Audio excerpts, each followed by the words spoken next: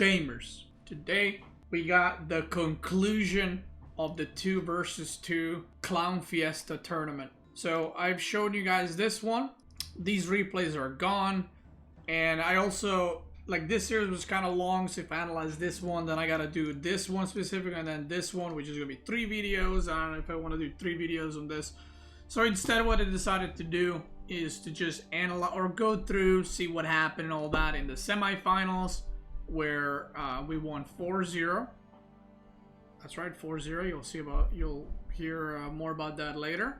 And then we lost in the grand finals 4-1. So these are the teams, for those that don't know. 2v2 tournament hosted by EGC and sponsored by AfreecaTV. And basically the way it worked is they wanted to have like a more fair 2v2 teams. So top 16 teams were picking their allies outside of top 16. And it started with seed number 16 was picking first, and seed number 15, and seed number 14, and so on and so forth. So, for example, Marine Lord, since he's number 1 on the ATR, he picked last, and I picked second last. So, let's go through the games. Now, hopefully, I can find the games in my matches or someone else's. Let me check. Oh, okay, we got a lift off. So, oh, my game just crashed. I hope I can actually watch replays, because there might be a chance they just crash. We had a lot of issues during the semifinals and finals. Overall, I think the tournament, it was a fun tournament, because obviously they wanted to like mix in like the top players, so the top players wouldn't be able to play with one another and stuff. So some people got to play with like their friends, like Louis and Yui. They're both from China, and you know, they got to play together. They were actually a very, very strong team. And then some players had to play with people they've never played before and stuff like that. So I decided, I mean, I didn't have a lot of options left towards the end. Obviously, because, you know, 14 people picked before me. So I decided to go with like a fun pick. I decided to pick, if you missed the previous video, or if you know, on Twitch, or you don't know, I picked an AOE4 developer. And usually developers are not allowed to play tournaments when they're sponsored by Microsoft, but this tournament was not sponsored by Microsoft, so we could, you know, they could participate. I played with FeAge. So I didn't really know much about him. I never played with him or anything like that. I asked one of the other actually devs if like he knows any dev that might be up for this. So we kind of went with that, and he told me he'd be up for it. I just decided to go for it because I felt like, you know, it's gonna be good content. It's gonna be fun. So we went with that one. All right, let's see. Since the last patch, there's been so many fucking bugs. It's like the games gotten updated, and then we updated a bunch of bugs as well. Like, look at that, stuck on searching. Now I would have to like relog or turn off the game and turn it on again for that thing to fix. Let me try to download it through here. But yeah, the amount of bugs is just like insane. And like I said, we had a lot of crashes. We actually crashed in this series as well. All right, there we go, poggers, we did it. So this was game number 1. Now, I just want to say from the get-go, I think FeAge played really well overall. He had some weaknesses. Every player has weaknesses, right? He had some weaknesses, but overall, I think he played really well.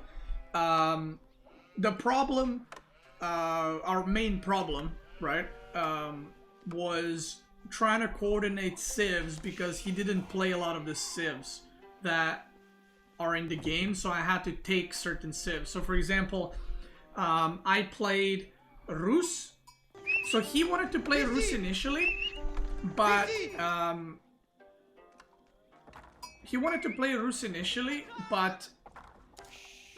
he kind of said like, oh, Rus is too strong, you should probably play it. So I was like, all right. I played Rus, HRE, Malian, China, and something else. What am I missing here?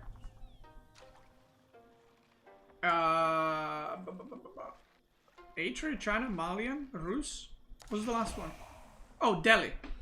So some of those are like able to play as carry. Some of those you gotta play as support. And he got to play English, French, which are both very, very strong civs. I would have preferred if I played English, but then he wouldn't be able to play some of the other civs. And he did pretty well with English in the first place. And then he had to play Abbasid, which is like his main civ. But the problem with Abbasid is like it's not a very good civ in team games. But we still played it, of course. And then we had the last two civs, Ottoman and Mongol, which he did not play a lot. And this was a big problem because these two civs are support civs in team games. But the issue is both of those civs have a lot of like unique things they need to do and they got to take care of. So for example, if you do a Mongol tower rush, you know, if I say pre-game like, okay, you're going to tower rush this guy.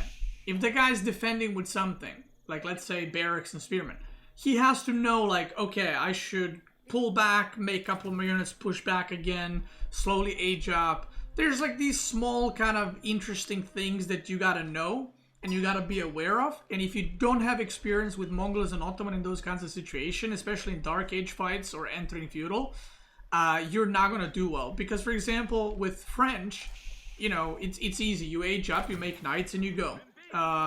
You know, there's not much more to it, to be honest. Like it's pretty straightforward. With English as well.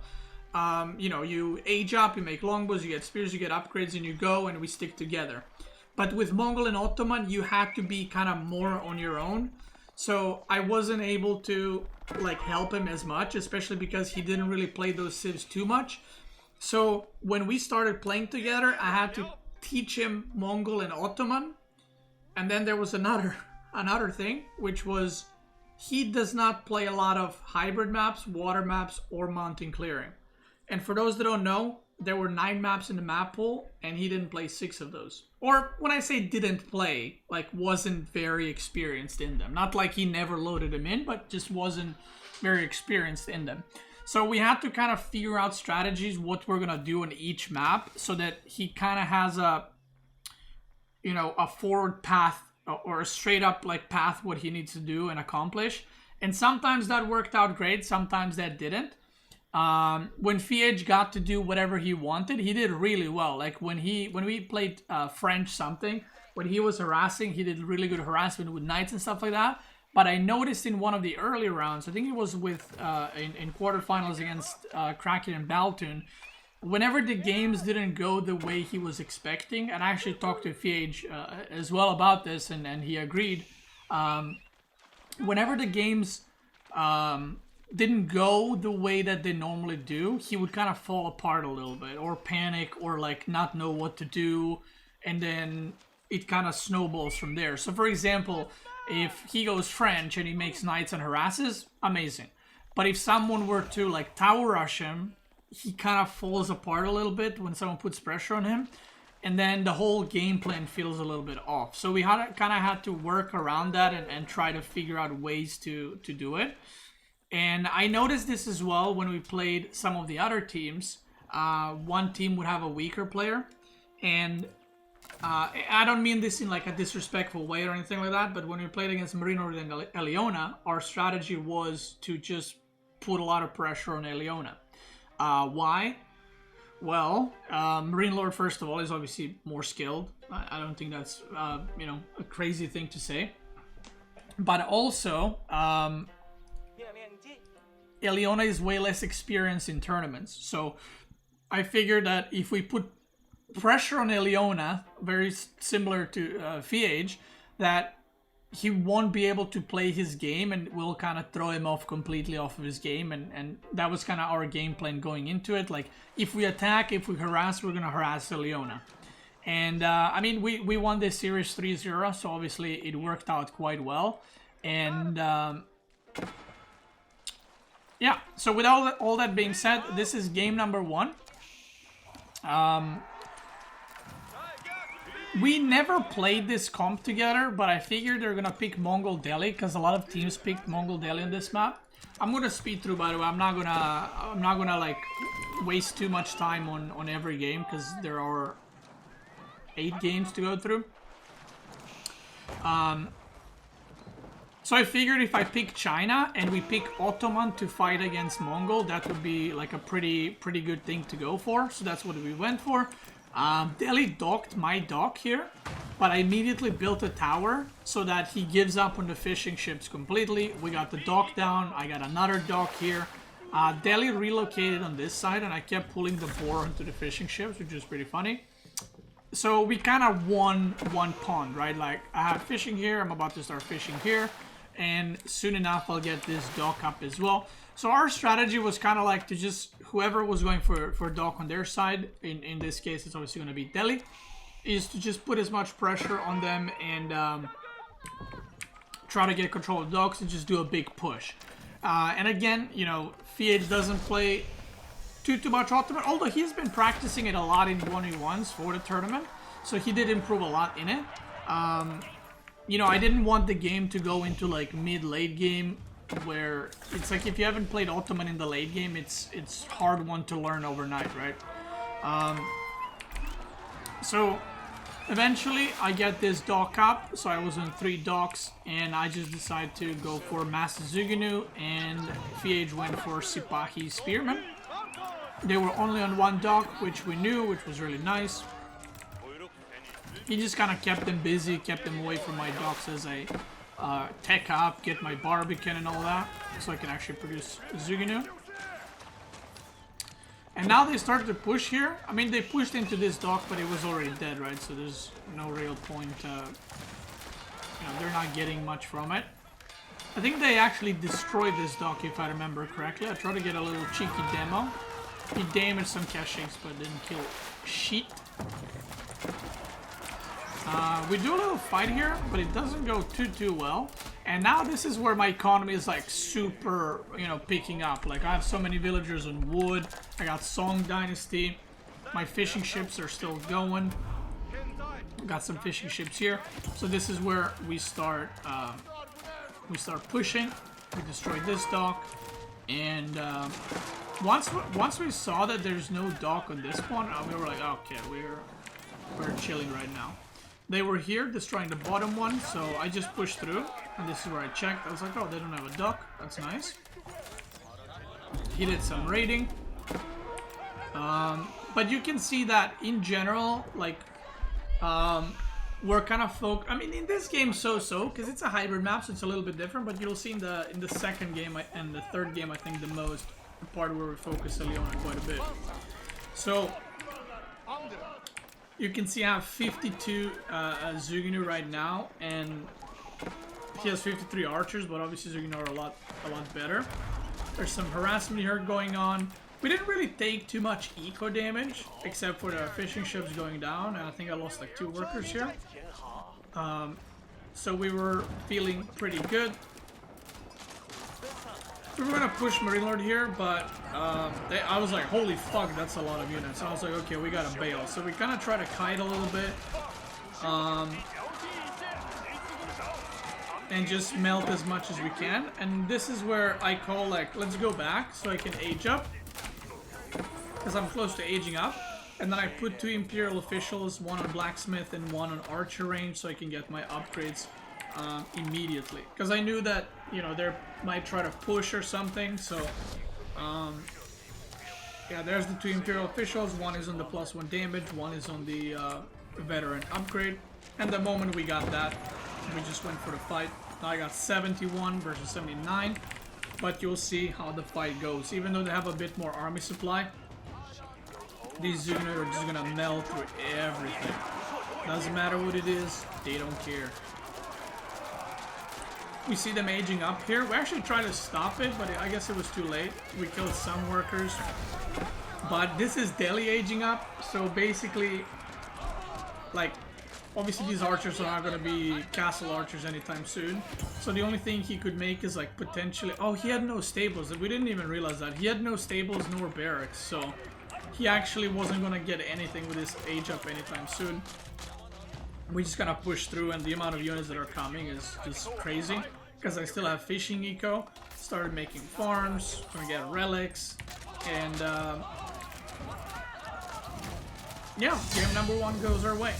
So that game kind of went as planned. You know, again, FeAge had like a straight up plan on what to do. Like, try to defend my dock, You know, try not to trade too much, and then let's do a big follow-up push. And that's kind of what we went for. They didn't really put any pressure on him, so he was able to do his thing, and he did it really well. The next game is on Rocky Canyon. So let's get into it. And I think I want you guys to remember like this game, and then after the games that I'll show you when we played against Poppy Point Lash, you will see the difference in like gameplay, right? So they played French Ottoman, which was decently popular pick on this map. And Marine Lord opened with Barracks, and we were Mali and French, which in my opinion is a really strong comp. Here he burns down my pit mine, but it was fine. I mean, he opens Barracks, so he invests quite a bit into it, so it's not the biggest deal. FeAge got a back gold spawn, which is really good. It's really, really nice, so he, you know, the spearman can get to him as fast. Here he gets pushed off, and I come soon with a few archers to, you know, make sure he gets back the gold and can produce stuff. I do some harassment on Marine Lord with my scouts. I kill his scout, which is actually pretty big. Like, losing scout this early is a pretty big deal. He retakes his gold, and we're kind of back online. Every time we played Malian, I went with pro scouts, and we did French Malian because 2v2 food securing is another thing that if you haven't played a lot of 2v2s, it's really hard to do, because you basically need to go out on the map and make sure the food source is safe, like this boar, because it's behind walls, or you have to go like on this deer but make a tower and have fast reaction time if you get raided. So what we decided to do is just pair up Malian with French, so I can feed him deer, and he can do what, you know, he does best, which is just a lot of raiding.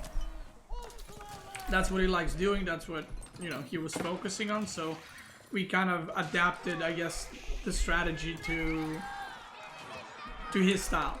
Now, he killed, until 10 minutes in the game, he killed 6 workers from Eliona, just raiding him with knights, which was obviously a really, really good lead. And we were like already feeling pretty good about this game, because getting 6 worker kills this early is quite a bit. So we knew we were ahead, and I was getting him the deer. I was slowly aging up to castle. You can see he has a lot of food for free, and this is the thing with playing French Malian. Like, Eliona has to go on these berries, has to go on the deer packs, has to wall off with Omega Wall super early, build a tower.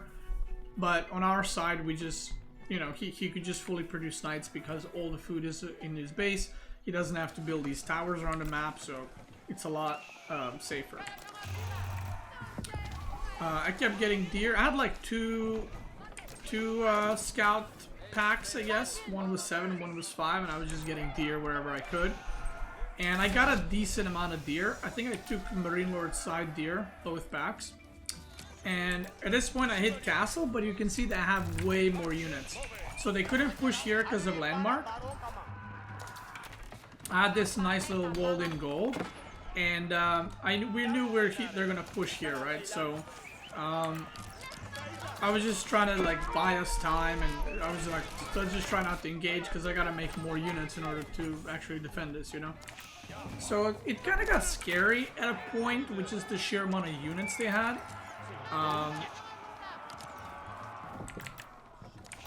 But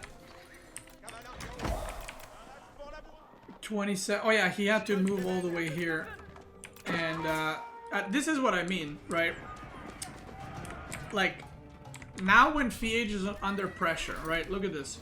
He didn't have gold for a moment, so he put 27 on gold, but he only has 9 on food. So in a second, he's gonna run out of or not run out of gold, but he's gonna have way too much gold.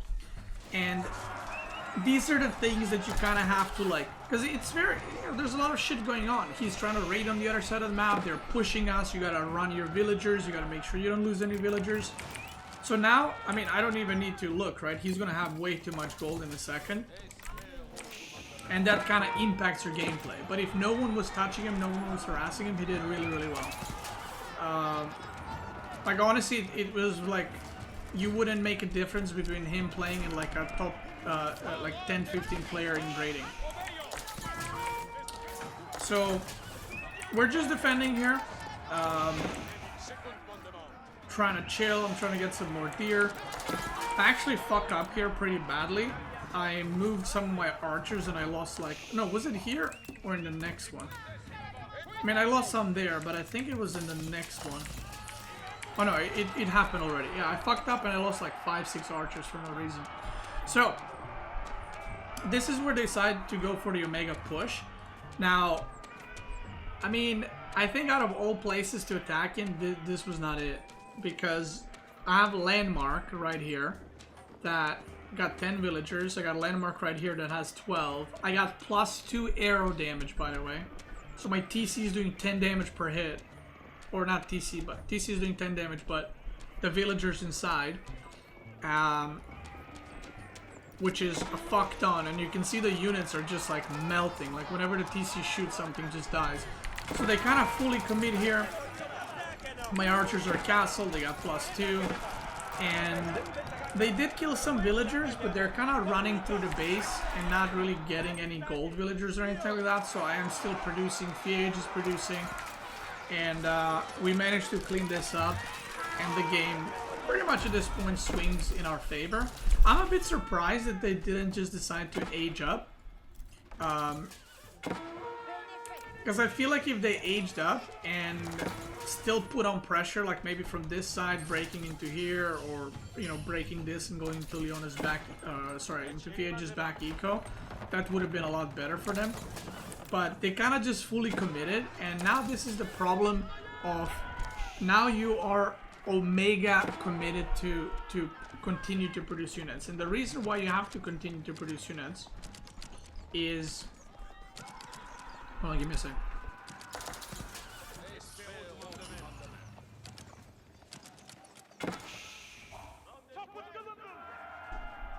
So the reason why they have to produce units now is because I'm in castle. So if they stop producing units, there's a good chance they will just die. But I think they had to.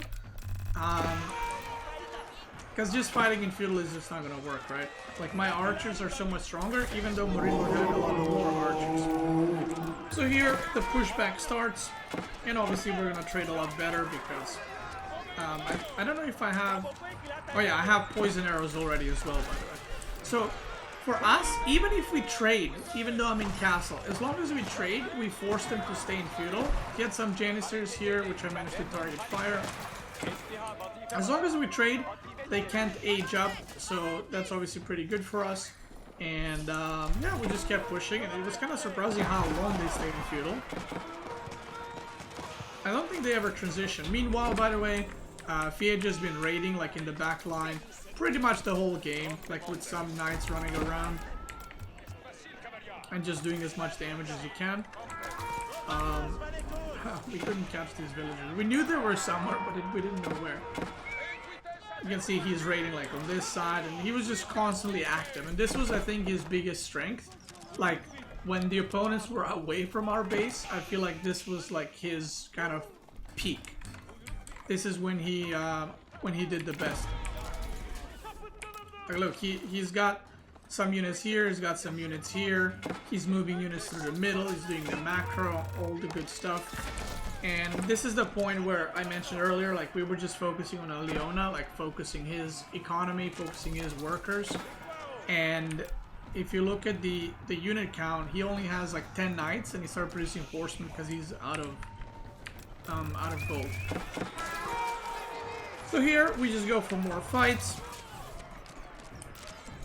Look, I'm just sacrificing whatever just to kill more of his workers.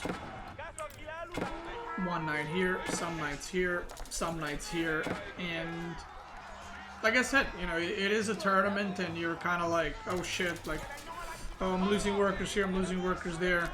You can see the raids are like all over the place. He's raiding in like 4 different spots, so he did a really good job with that.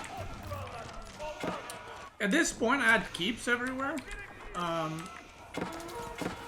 So yeah, I'm gonna make a keep here. I had a keep in the middle. I had a keep here. We actually have 3 sacred sites. FeAge ages up.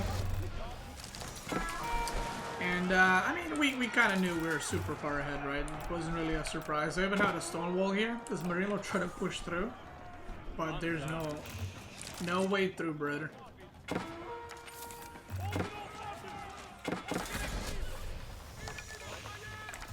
And yeah, from then on out, oh yeah, I got age 4 by the way, with 4 of the hunters, and they were both still age 2. I also had the traders going, and I had, I think, 6 relics total. Yeah, 1 relic is here that I didn't take, so I had 6 relics, pit mines, trading, so obviously the eco is too good. And even though they have more units, I mean, they're feudal units versus castle and imperial units. Now I got elite archers, and they decide to tap out. Remember how I said there were disconnects and stuff? So we played on Cauldron, and I'm not gonna go through it because we got a bunch more games to go through. But basically what happened was we lost the water battle on Cauldron. I'm just gonna load up the second replay. We lost the water, but they committed a lot of units. So they actually didn't have many fishing ships. They had like few fishing ships only, and very, very late. So the water kind of didn't play much into the game. And basically when the crash happened is when I aged up with Compounded Defender. And we looked through the replay, like, you know, the admin looked through the replay, Marine Lord looked through the replay, I looked through the replay, and we all agreed that we had advantage, but it wasn't like, it wasn't game over. But we did have an advantage, but it's like, okay, so we just decided to remake and hope it doesn't crash. But basically what happened is both FeAge and me were aging up, and they were doing like a big push, but we had same army supply, and we were about to make like knights, or I was about to make knights, and FeAge was about to upgrade, like he had like 40 plus longbows, and we would for sure like defend and push back. But then obviously the game would go on, right? So this is the remake. And I was Delhi, FeAge was English, Marilla was China, and then Eliona was Malian. So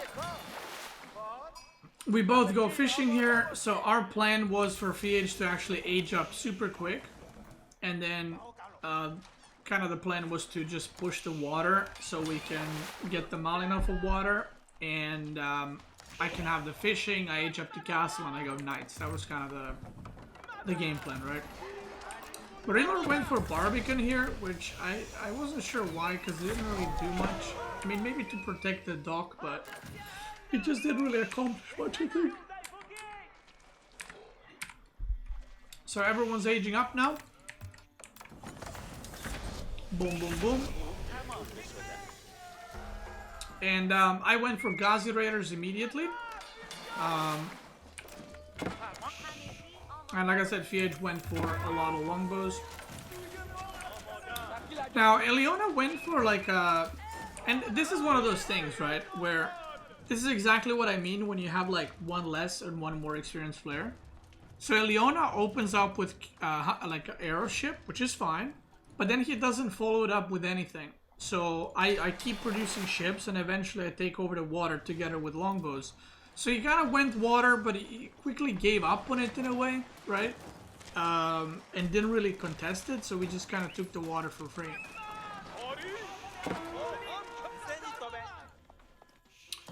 And yeah, here went for like a few stables in a second, producing Ghazi Raiders. Now he's not fishing. Meanwhile, I have 6 fishing ships. I'm trying to kill his arrow ship. Goes down. So obviously at this point, this is like really, really good advantage for us. And I think I just started producing more fishing ships because I was like, well, why not? And Marine Lord went for some horsemen. And I think he followed up with Zuginu. Yeah, 2 archer ranges coming up. And I was like, okay, let's just gather our army, get an outpost here, you know, just to make sure we can defend that. And then let's, I made a demo ship because this is a Springald ship. And I was like, let's just gather up army. I have more eco with fishing ships, so let's just push into Eliona again. and try to win it. Kappa. Now the one thing is, we weren't sure what they were. Wait, you have a golden Kappa? Wait, you actually have golden Kappa? That's like really rare, right? That's really rare. It like randomly happens to someone. Damn, brother. I don't know. It used to be one person per day has it on Twitch. I don't know if that's still the case, but that's how rare it was. They might have increased it to like 10 people a day, but it lasts 24 hours. And someone in the one shot has the golden Kappa. Yeah, everyone Kappa spam to see if you have it. You don't have it. Trust me, the chances of another person having it is like very low. Anyway, that's pretty cool. That's the first time I've seen golden Kappa, by the way. So, and I've been on this platform for a while. Anyway, so yeah, Eliona kind of went for water, but not really committing fully. And I take over water fully. I have 8 fishing ships right now. He loses all the fishing ships, and we were like, okay, go. Because we didn't see any units. Like, he had 2 sofas and a scout. So I was worried that they're like both aging up, because we also saw only like 3 horsemen from Marine Lord. So I was like, oh, we need to push. Like, they might be aging up. It turns out they were in like really bad spot economically. And we decided to start burning. FeAge comes with his units. And this is the problem of like infantry civs. Marine Lord comes over to help him. And like I see it with the scout. And I just go for a surround. And this is their whole army, by the way. So their army was 6 sofas and 15 Zugin and 3 horsemen. Our army was 11 Ghazi Raiders and 32 longbows. And I'm about to age up, by the way, because I have enough resources. Fishing OP. So yeah, I surround the Zuginu fully, and they just step out because, I mean, they know it's over. Like with the fishing, they should know that age up is soon happening. This is gonna be dead completely, and then wood lines and then whatever. So they call it, and we win that one 3-0. And I think that it's hard to organize, because I talked with Marine Lord a little bit, and he also said that Eliona didn't play every civ, so they kind of had to, not necessarily, I mean, we did the same, not necessarily run the best strategies, but we had to adjust strategies to make sure that Eliona/FeAge can play the civs on specific maps, right? For example, in that game, if FeAge was getting the water, like he was making a dock, and Eliona was making a dock, I think it's a fair game. Because then both Marine Lord and I are on, you know, without docks, and we are kind of playing the same role. But the fact that I was on the water versus Eliona, and I played that map like, you know, 50, 100 times plus, at least, because it's a custom game map, remember that. A lot of these guys don't play custom games as much as the top players do. And I just had more experience on that map, so when the water fight started happening, I wasn't like, ooh, do I make ships? Do I not make ships? Do I make them continuously? Do I not? I just knew I had to win the water. So me fighting Eliona on the middle is a lot better for us, right? They could have potentially gone with like some kind of civ comp. I don't know what civs they had available where Marine Lord docks in the middle, and then it would be like a more even water fight, but yeah. These are the things that probably not a lot of people paid attention to or thought about, but that's kind of how it works. Okay, I'm gonna run through this one really fast because it's 31 minutes. I think the other games are pretty short. So now this is the grand finals, and it was Lash and Puppy Paw versus FeAge and myself. Now the finals had like a different rule set. It was a best of 7, but you could basically play any civ twice, but you couldn't play like French.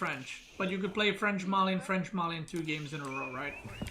So we were thinking about what to do, because they always went like 3 TC here and stuff. And I was like, fuck it, let's just do what we practice. Let's just do longbow night pressure. Just kind of full on go for it. And they had a really sick Kremlin here. Like really sick Kremlin. They had, dude, I'm not gonna lie, this is not why we lost, but their spawns were blessed, okay? They had blessed fucking spawns whole series. I felt like I was playing against Marine Lord and not Lash and Puppet Paw. So this game, Kremlin, Deer Pack, berries, and gold, and it protects this whole entrance, right? This side, wall, fully walled.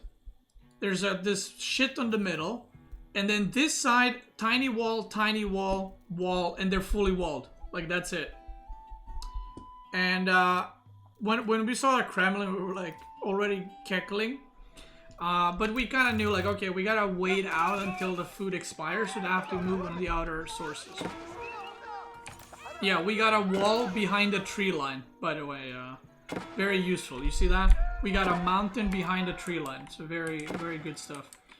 I mean, it didn't really matter this game for us, like that we had a weird ass spawn because, you know, we weren't pressured, but... anyway, we started with some light pressure here. I think I picked off a villager or two here from Lash. And our game plan was to just be aggressive, you know, just go for it, try to do damage, and they stayed on 2 TC. So I was like, you know, 2 TC is not bad. If they were on like 2 TC each or something, that would be a problem. I went to take a boar on this side, add some deer right there, which was nice. And we were just putting pressure on the wood line until eventually he just decided to bail from this side and go to the other side. I'm just gonna keep it on ×8 because there's a lot of... I'll slow down when there's a fight.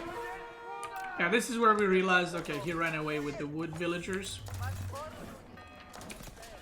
So we're trying to do some counterattacking, and we start doing the ramp push. I call in the gremlins. I'm gonna slow down for a fight here. This TC was so close to survival.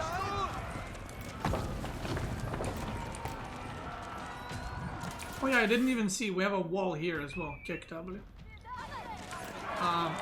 So yeah, this TC was so close. Look at that. Look at that. And I'm trying to block so that the ram doesn't die and shit. And eventually, boop, the TC goes down, and I was like, let's go. Good stuff, good stuff. We get the TC down. Obviously, that's kind of the goal, right?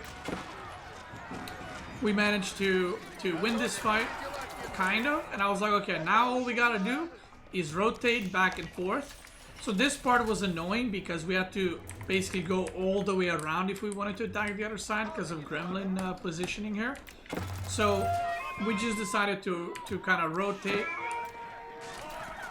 and try to hit whatever is kind of open for attacking, you know. We try to jump on Abbasid here. Didn't go too well, but yeah, we managed to kill, like, you'll see the worker count, they were like 15-20 workers ahead, but you'll see the worker count equalize quite a bit very, very soon. FeAge was aging up, Puppet was aging up as well, and both me and Lash were just massing units for now. But Lash was losing a lot of villagers throughout the game. Let me check. I have 55. Yeah, Lash is on 45, so he lost 10 workers, which is obviously quite a lot if you're just gonna spam knights. So everyone got their upgrades that aged up. Puppet Boy just aged up. You got a Mangonel, and obviously because of Mangonel we couldn't push through, so we had to kind of kite. And again, FeAge did really good this game. Like, he was pushing here, we're pushing there. He didn't really... I think he got hit by Mangonel shot once. Like, out of these all engagements, he got hit like once, and it wasn't like, you know, a destruction kind of hit. It was just like, you know, medium kind of level. So he was doing a really good job. And again, he was the one doing pressure, or we were the ones doing pressure, right? We were the ones pushing, doing damage, so the game was kind of going our way. If you look at the worker count, obviously we were pretty far ahead now. And FeAge's economy was really good because he had a shit ton of farms. And I'm still on 1 TC, Lash is still on 1 TC, but I knew that I have better eco than Lash, so I was like, as long as you keep pumping units, we keep pumping, we should be in a pretty good spot. We were also taking relics. I tried to snipe the Mango, and he kind of runs into a Springle, which was really funny, so I guess it kind of worked out. Yeah, this is the time he got hit, but it's like the Mango shot just before it died, so... yeah. So again, you guys see these games when we are the ones pushing, he's playing really good. Like honestly, like if you ask me like who's this guy with the nameplate covered, I would just assume it's one of the top players. I'm not even kidding, because he didn't make like any mistakes here. Obviously, like even me, right? Anyone can always play better, but I thought he played really well, and he secured his stuff, he secured his side. Did micro well, pushed in with towers a little bit. He also had like Imperial very soon. He went with the keep here. Look, you see that? Dodged the Mango shot. All around good stuff. Dodged that Mango shot too.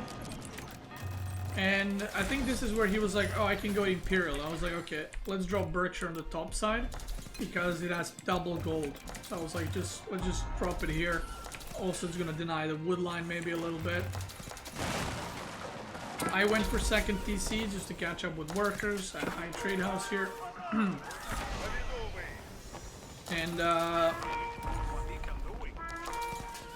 yeah, from here on out, I think I got, oh yeah, I got Spaskaya like here just to secure this side. Eventually, we just kind of pushed both sides. And he started feeding me a lot of resources because he had like really good eco. So I was like, whenever you got resources, send me stuff. And he's like, what do you need? I'm like, bro, anything. Like, because he had 100 villagers and I had 91, but for a while I had way less, right? Because my second TC is now doing work. But I was like, bro, I need anything. And English farm, he had farm set up, and I think, yeah, look, 27 minutes into the game, I'm making farms now. Because basically I took all the food on our side of the map. Berkshire is like a machine gun. Yeah, Berkshire is like a machine gun. No, not like, it is a machine gun. And yeah, he's just sending me food whenever. And yeah, I mean, obviously we felt pretty confident both of our Imp. We knew that, like, Puppy Boy hit Imp, which is nice, but we knew that Lash, like, had to be, like, really in the gutter right now. And if you look at the worker count, Lash has 41 workers, which compared to Puppy has 101, FeAge has 87. So he lost some workers, I don't know where. And then I have 102, so Lash took quite a bit of losses, and obviously, you know, it's not like he's gonna age up anytime soon. And every time we fought, like, Puppy Boy would arrive with like 60 archers, 70 archers, crossbows, and then Lash comes with like 10 knights, and we're like, okay, we're doing good, right? He clearly has no eco. I decided to make some workshops here so we can start pushing. This side, we push the bottom side as well. And yeah, he tries to keep here, and it's just a destruction.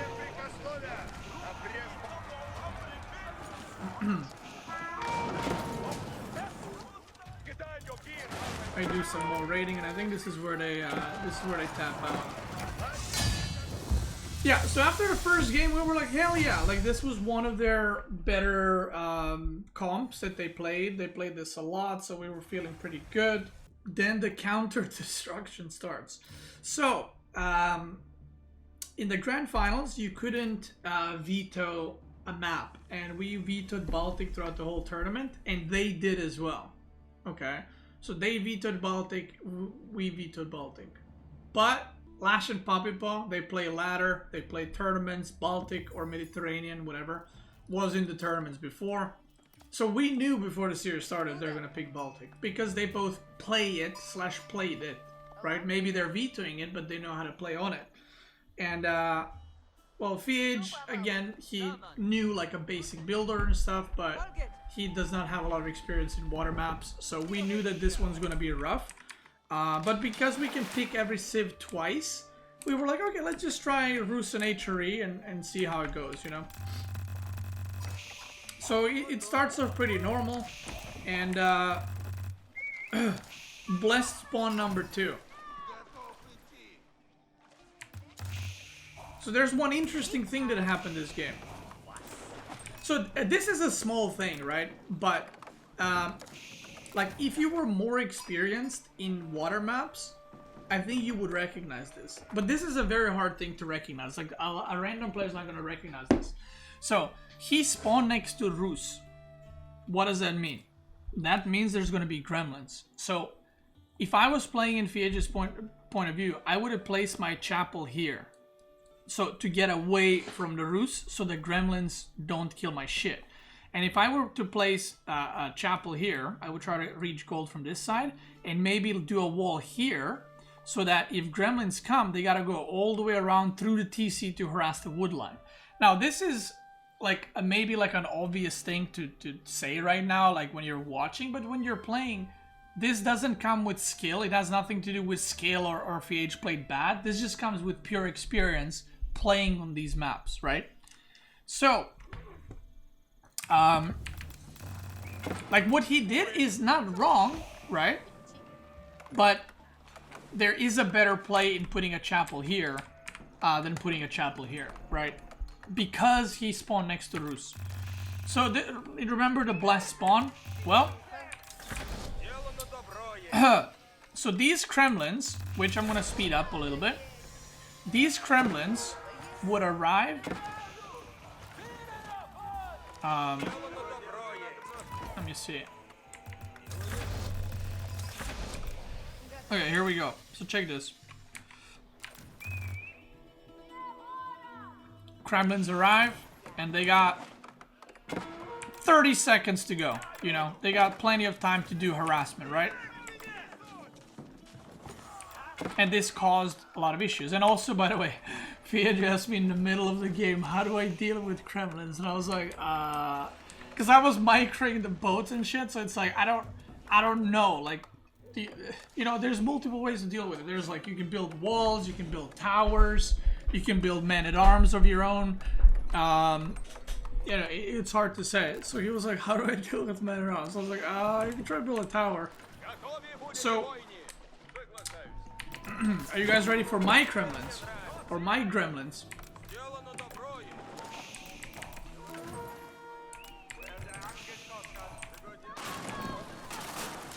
They had better micro in the water, by the way. They had more, I mean, if you look at the ship count, I mean, obviously fight already started, but they had like, if we had 10 ships, they had like 13, 14, right, already. So, they you know, played better in the water, for sure. Okay, are you guys ready? So remember, his gremlins had 37 seconds remaining, or 36, whatever it was.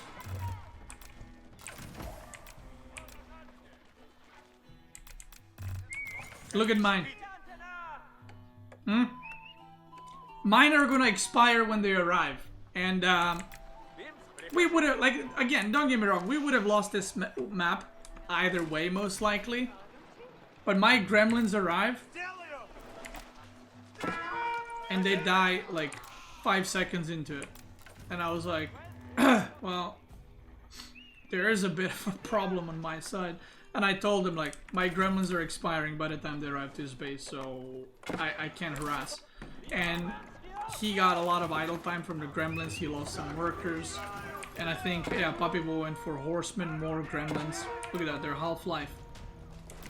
So, we kind of took an okay fight, but I lost some fishing ships here, and it was kind of beginning of the end. Because now the horseman arrived, he has no tower, and I was like, alright, let's go next map. Because we weren't too worried about this map, because we never practiced it together. He doesn't play it much, so we weren't like, oh my god, we lost that map. It's like, well, we'll try win, but obviously they have a pretty good odds at beating our ass there. Then the next one is Dry Arabia. So this is our map pick, and this one did not go well. Holy guacamole.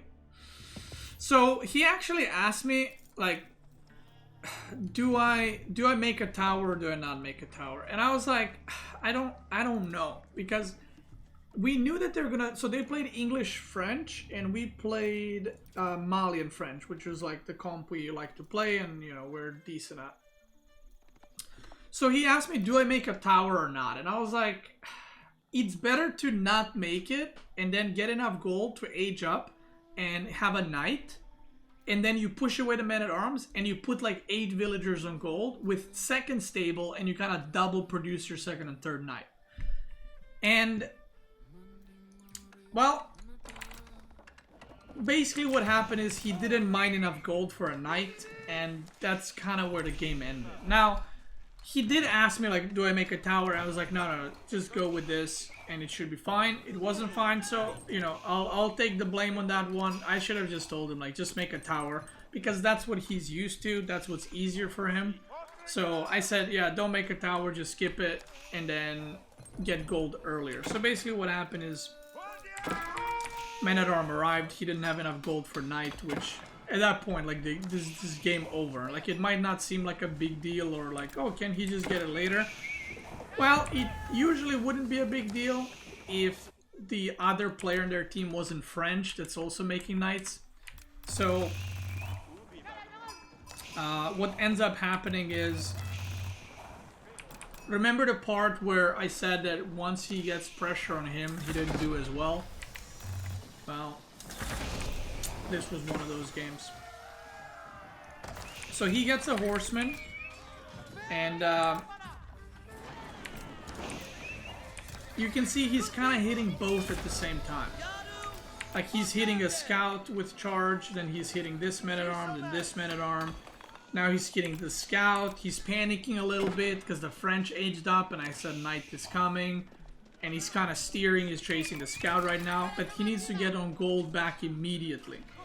He loses the horseman, and this retaking of the gold took way too long.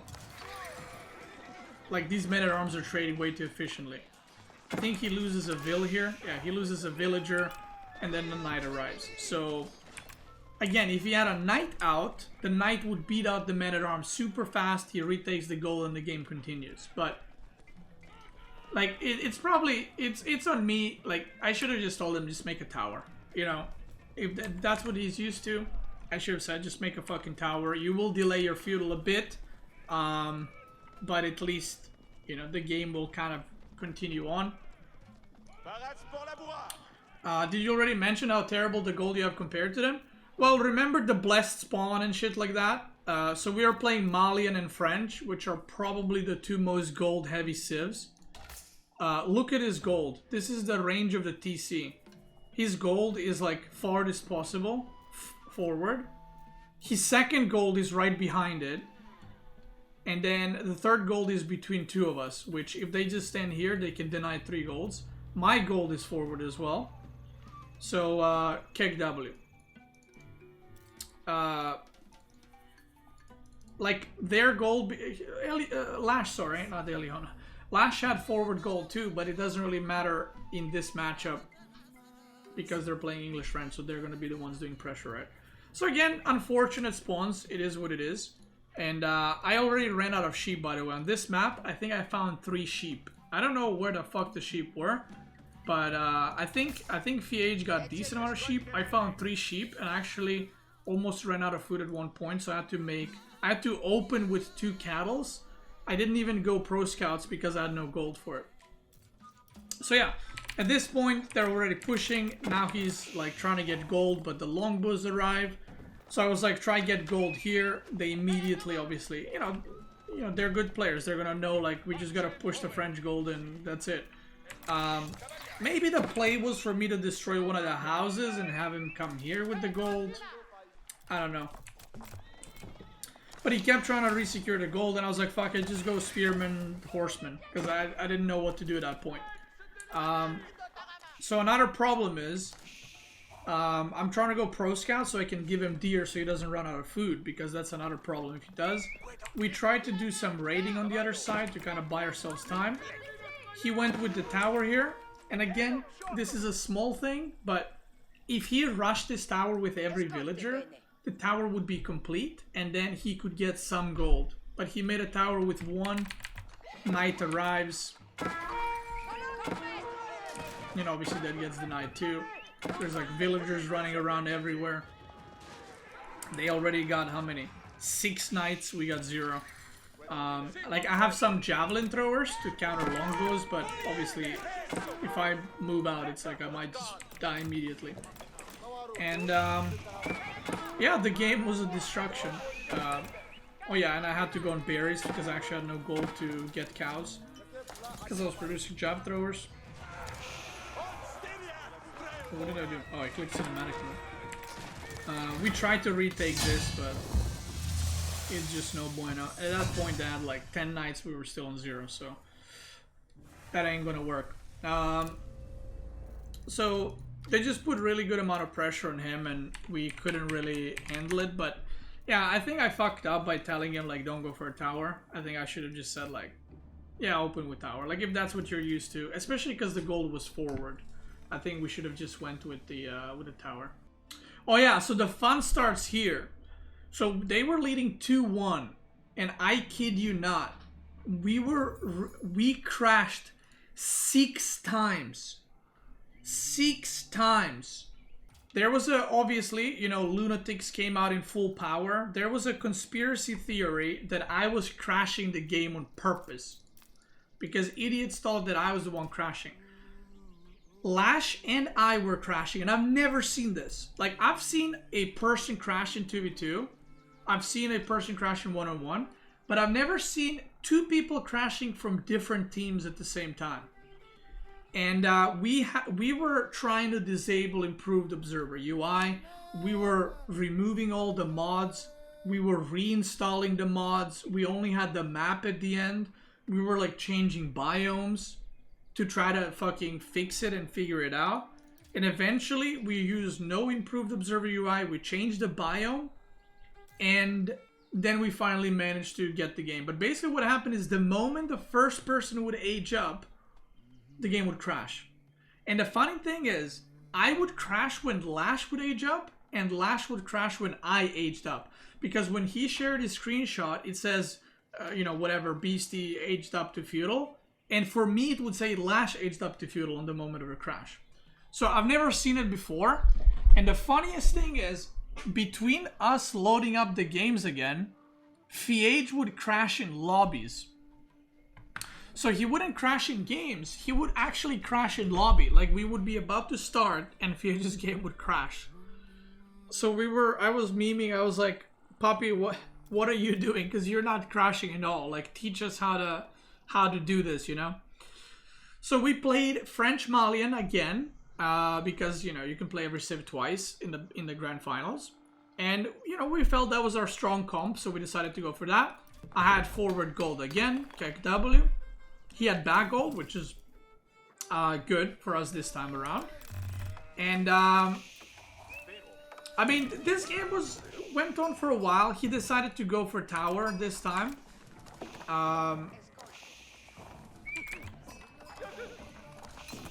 And yeah, he had a safe tower, but obviously that delayed his feudal a little bit because on the other side they did not go for tower. But you know, he just wanted to play it safe, which, you know, nothing wrong with that, right? Especially after a previous game, I wasn't going to be like, no, you don't need a tower. I was like, yeah, fuck it. If you want to make a tower, make a tower. So he made a tower, but then he didn't even get harassed. So you can see,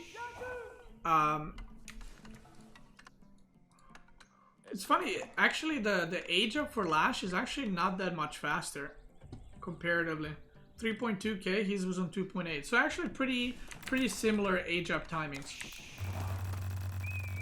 They went to burn my docks down, and they were playing Ottoman French, by the way, so they weren't playing English French. I lost some houses, which, you know, it is what it is, right? You can't prevent it every time. There was some fighting going on.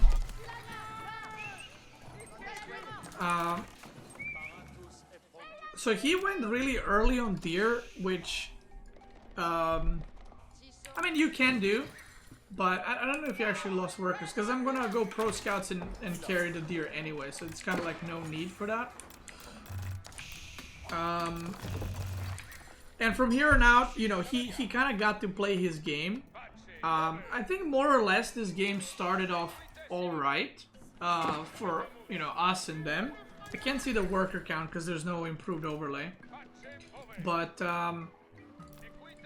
we got to play our game, but you know, obviously, you know, we lost already, but they just played it better than us in this one, I think.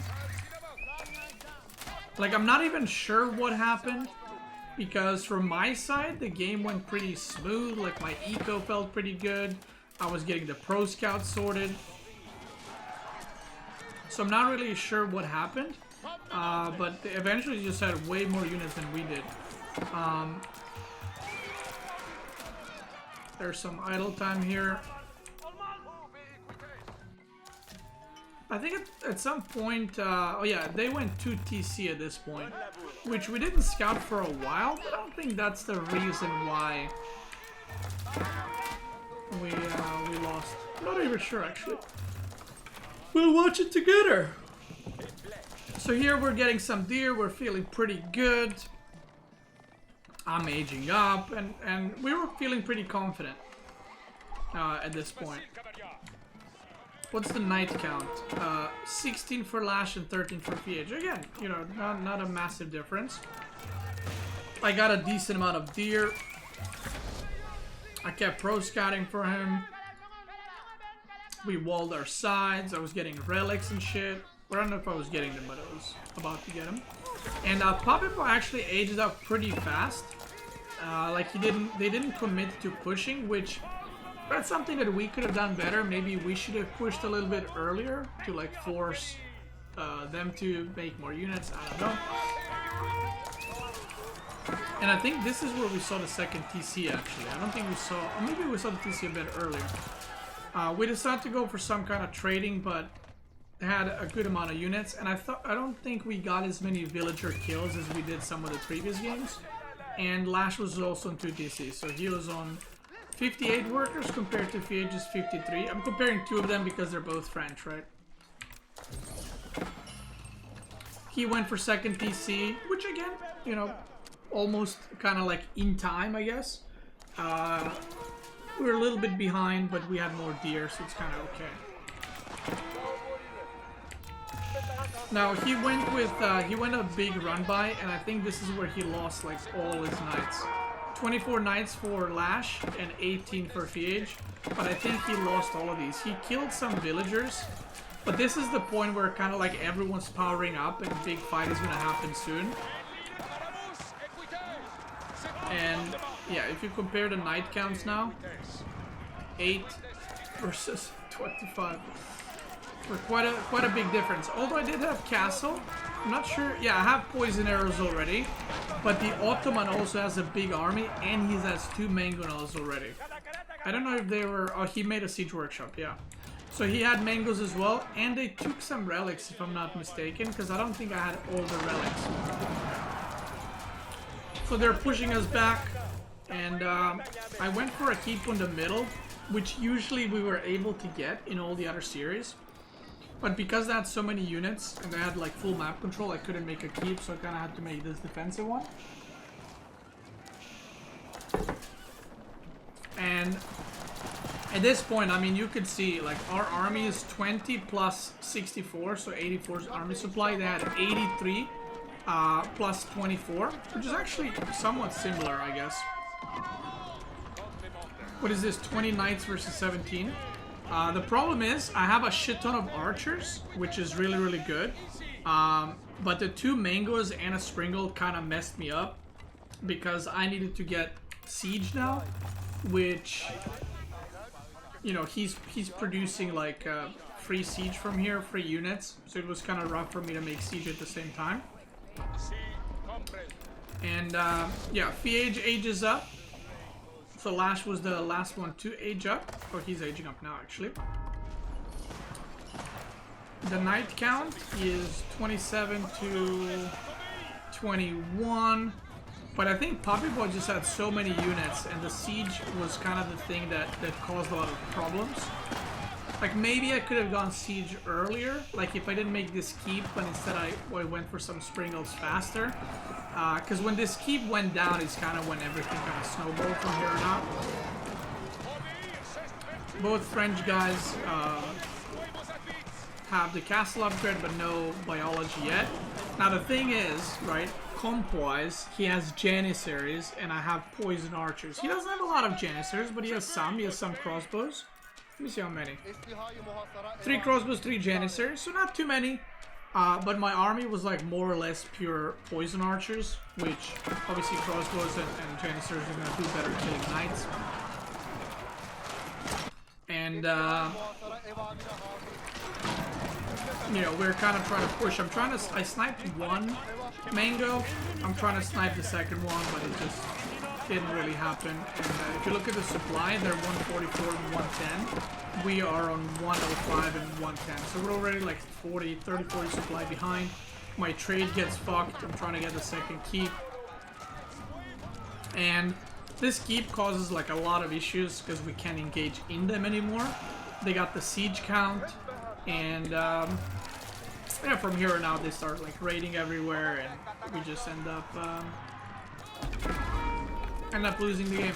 So I would say that this one, I think both FeAge and I played, you know, decent. I don't think we played perfect. Obviously, if we played perfect, you win games, right? So I think they played better than us in this game, but I don't think we made any massive mistakes. Like from my side, I could have probably gone Springles earlier. I didn't even think that he will have Mangonels that fast. So I could have gone Springles earlier, and maybe if FeAge didn't lose like the knights here, we would have bigger army, so we could maybe like try to win the fight that way. But other than that, I don't think we made any like obvious or too many mistakes.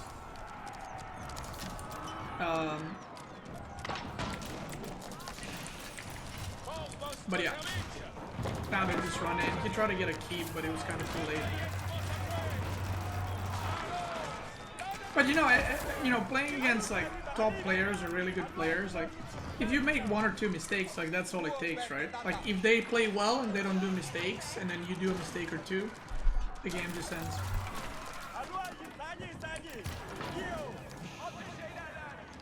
Do you feel like sometimes you shouldn't have surrendered? No, I think we surrendered at the time when the games were over for sure. Like now there's knights running through his base. I can't help him because every time I go there, I get fucked on this side. We have, like, look at my siege. I have 3 Mangonels. He's got like 6 Springles. 5 Springles. So that was game 4.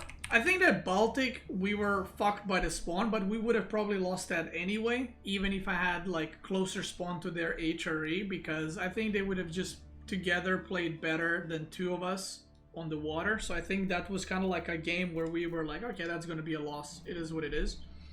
Dry Arabia, I think the spawns fucked us pretty bad. Both goals forward is obviously really bad. Rocky Canyon, I think they played better. Lipany, I think that they had better spawn, but we played better. And then Mountain Clearing was the last one. And Mountain Clearing, the only plan we really had for this map is almost no plan at all.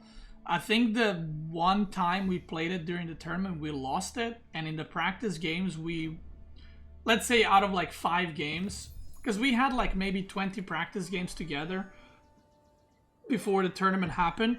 So let's say out of the 5 games we played on Mountain Clearing, I think we won 1. So again, FeAge did not play Mountain Clearing too many times. And the funny thing is the times where he did play Mountain Clearing, he played HRE. But I was the one who was playing HRE, so we were also discussing like if he should go HRE on this map, but then I didn't know what I was gonna play. Because most of my civs were not playable on Mountain Clearing, so it was kind of like you know, we didn't know what to do, to be honest. Like I told him like before this map, I was like, I don't know what to do. Like I legit don't know what we should go for. So we decided in the end to go HRE Mongol, because we thought they're gonna pick like maybe Malian HRE or HRE something, and the worst thing, in my opinion, for us to happen is for them to pick the same thing. And this is why. It doesn't matter which one of them played HRE, that would have been fine. Like against my HRE, on this map that would have been fine, because the map is very like, you usually go burger and you just, you know, going HRE burger is not the most complicated thing, right? So Doesn't matter if Lash or Papa went HRE, you know, they can execute it just fine. The problem is, we needed to win 3 games in a row, and we wanted to save English for Cauldron. So English is a lot better here than Mongol, but we wanted to save English for Cauldron because we gotta win 3 games if we're gonna win the tournament, right? So we decided to go with Mongol, and the problem is Poppy Paw played Mongol as well, and Poppy Paw obviously plays Mongol a lot more than FeAge does, and if it came down to any kind of Dark Age pushes or rushes, it would not have gone too well for us because this was one of the civs that FeAge didn't know how to transition or what to do exactly with it. Because Mongol is very like in the moment civ. This is what I was talking about at the start of this, right?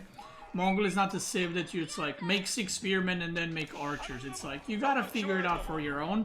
And if you don't have a lot of experience with Mongol, it's a lot harder to do that. So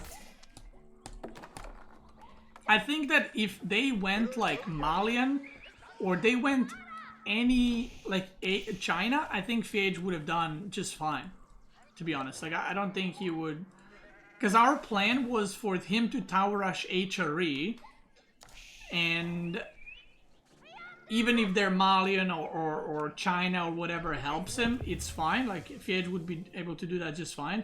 But Mongol versus Mongol is very specific how it works, because basically you're working with same units and same timings. So there was no time for him to tower rush or do any damage on HRE, which actually the game started off pretty well for us.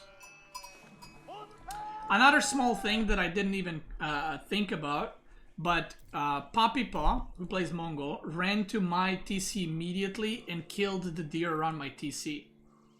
And I mean, I didn't even think of it, right? Because I'm playing HRE, I'm trying to play my own game. But FeAge didn't do that. So Lash had all his deer, like the deer that spawns next to your TC, he had them all under chapel. And my deer were, well, right here, away from the TC and the chapel.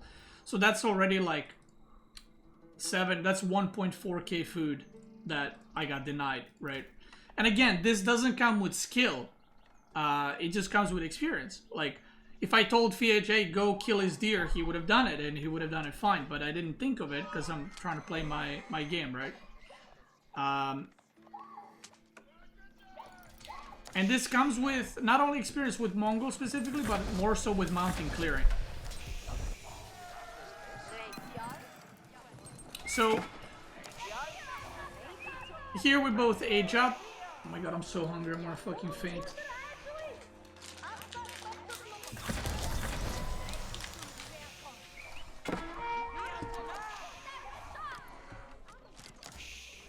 So we actually do pretty well, like FeAge does pretty well here.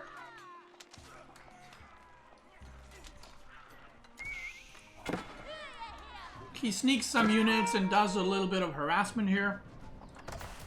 And I managed to age up first compared to Lash. I'm pumping Man-at-Arms. And I try to go on his goal to deny it. Maybe I should have gone on food immediately. I don't know. I feel like I would have just lost all the units, so I don't know if that was the right move. I got maces pretty early as well. And in a moment, like, we're doing well. We're doing better. I'm killing villagers. Amazing. I'm actually getting relics as well. I had more relics. And this is where the problem happens. My production just stops completely because 1.4k food deer that under chapel for him is outside of my base. So not only it's not going to be safe, but it's also not going to be inspired by the prelate. So you'll see, look at how much food he still has left. Look at that. He's got 10 sheep, so that's 2.5k food. And he still has 1 or 2 deer under the TC. So that's quite a lot. So I go on these outer sources. And and you can see my production like is just halted completely, and meanwhile Archery or Lash, sorry, is just pumping the whole time. And if you look at now the man-at-arm count, I have 5, soon to be 6, and he's got 13, 14, 15. He kills a lot of my villagers here, and it kind of just goes sideways from here. Look, he's still under a chapel fucking farming. So because they have map control now, like they have more units, so they have map control. Like I'm losing to Lash on this side, FeAge is losing the trades against Puppy Paw. Basically what's happening is they have all the map control, so they can go out on the map to get food. So if you look, they're gonna be able to go on this deer, on these berries, on the boars, on these berries, and we can't because we have less units. I mean, that's how AOE4 works, right? We're trying to push them back here, but... And I got 5 relics, by the way, which is really good. I try to, like, get some prelates to heal or something. 2 villagers down. I can't really harass much. Now, he runs out of food here, which is where you can see that his production holds. But they already have the map control. So even though his production holds, they don't really lose any ground. Like, they're still right in front here, making my villagers idle. Now they went for berries. Soon they're gonna go on like the boar here, on the deer. And I had to transition to farms because my berries are expiring, but also I was kind of bleeding workers. Yeah, I have 3 less workers than Lash at this point.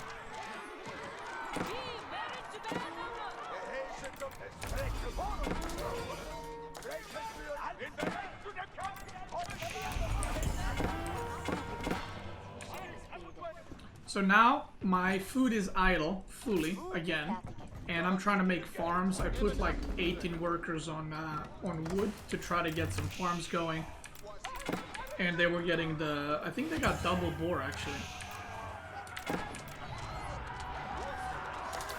It was actually a lot close. I thought we were further behind, to be honest. But yeah, if you look, Lash is not really chopping wood with anything. It's just 3 workers. Because they got the boar, they got the deer, they got the bears in the map. So technically, if we survived for like 5 minutes without taking damage, we would be in a better position because I already had so many farms set up. But yeah, we started taking damage. I had to defend FeAge here because he needed food on the map as well. And I traded out my man-at-arms. He pushes through here. I think I canceled it. Yeah, I canceled it and I make a keep here so I can like try to defend myself, more idle time. Meanwhile, they're fucking pumping with the units. And I think, yeah, at this point I got 9 army, Lash is 25, and it's all man-at-arms, right? I did do some run-bys here and killed Lash's workers, but I also lost a lot of workers, right? So, yeah, and was it now where... Yeah, Puppy Boy is aging up, by the way. And I can't help him at this point, because my economy is, like, still kind of kicking in. Like, now I'm producing again, finally. But he's already taking, like, villager losses and stuff, so...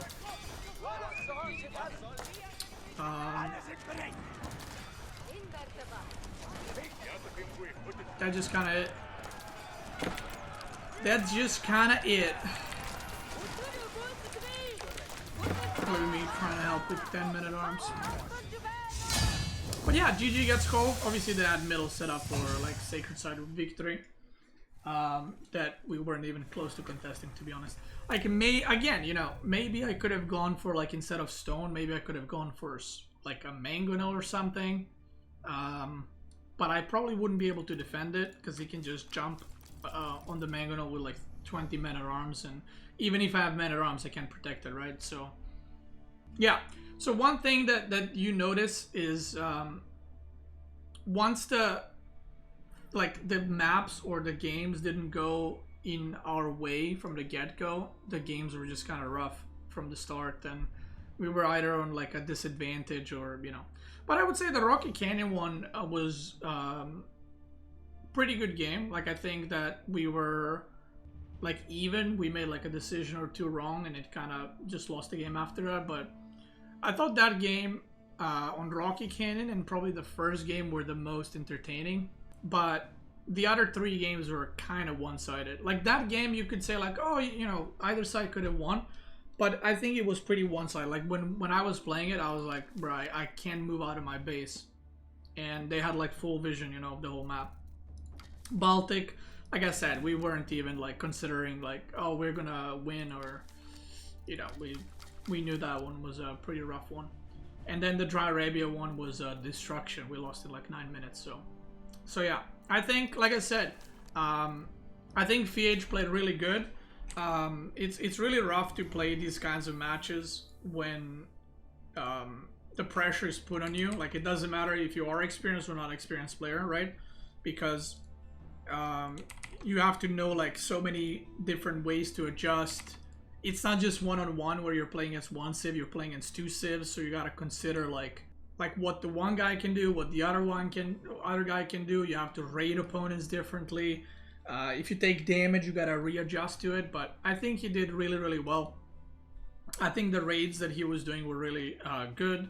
I think his English and French were probably his two best civs. I mean, Abbasid too, but Abbasid's not very good in 2v2, so we didn't try to use that civ very often unless we had to. And I think with the amount of time he had to prepare for his Ottoman and Mongol, not being like, you know, his best civs, we had like 5 days to play some games and prepare. I thought he did really well. So yeah, I think it was pretty cool. We got to the finals. We didn't get it. We'll get him next time. So that's it. That's the analysis. That's the walkthrough. Shout out to FeAge for playing with me, and I hope he had fun as well. He said like he thought it would be really cool to like get to semifinals or finals. So he was like, you know, my goal is achieved. So yeah, for the people that are asking, is there any money involved? I think we got, let me check. We got $2,000 for the second place, so 1,000 each. So that's pretty good. It was a 2-weekend tournament.